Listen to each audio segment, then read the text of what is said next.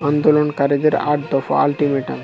কোটা সংস্কার করে জারি করা সরকারি প্রজ্ঞাপনের চূড়ান্ত সমাধান হিসেবে মনে করছেন না বৈষম্য বিরোধী ছাত্র আন্দোলন। একই সাথে ৪ দফা দাবি জানিয়েছে সরকারকে, আলটিমেটাম দিয়েছে ৪৮ ঘণ্টার। কোটা সংস্কার আন্দোলনের প্ল্যাটফর্ম। কোটা পূর্ণ বহাল রেখে হাইকোর্টের রায় বাতিল করে কোটা ব্যবহার সংস্কার করে আদেশ দিয়েছে আপিল বিভাগ। মঙ্গলবার একটি সংবাদ সম্মেলনে আইনমন্ত্রী জানান, সুপ্রিম কোর্টের রায়ে আলোকে কোটা সংস্কারের প্রজ্ঞাপন জারি করা হয়েছে। এরপর নিজেদের প্রক্রিয়া জানাতে মঙ্গলবার বিকেলে রাজধানী ঢাকার রিপোর্টস ইউনিটে সংবাদ সম্মেলন করেন বৈষম্য বিরোধী ছাত্র আন্দোলনের মূল সংগঠকরা।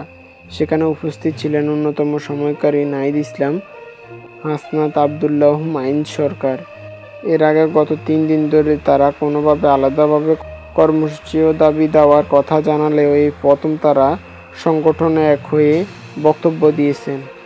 এই সংবাদ সম্মেলনে তারা বলেন, কোটা আন্দোলন ঘিরে যে রক্তপাত ও হত্যাকাণ্ড হয়েছে সরকার তা কোনোভাবে এড়াতে পারে না, যার কারণে সারা দেশে কারফিউ প্রত্যাখ্যান করে ইন্টারনেট সংযোগ চালু ও বন্ধ শিক্ষা প্রতিষ্ঠান খুলে দেওয়ার জন্য দেশের সমন্বয় আন্দোলনকারী নিরাপত্তা দাবি জানিয়েছেন তারা।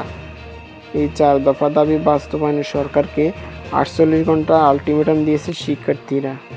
তারা বলছে, বেঁধে দেওয়া সময়ের মধ্যে এই ৪টি না মানলে তারা পরবর্তী কর্মসূচি ঘোষণা করবে।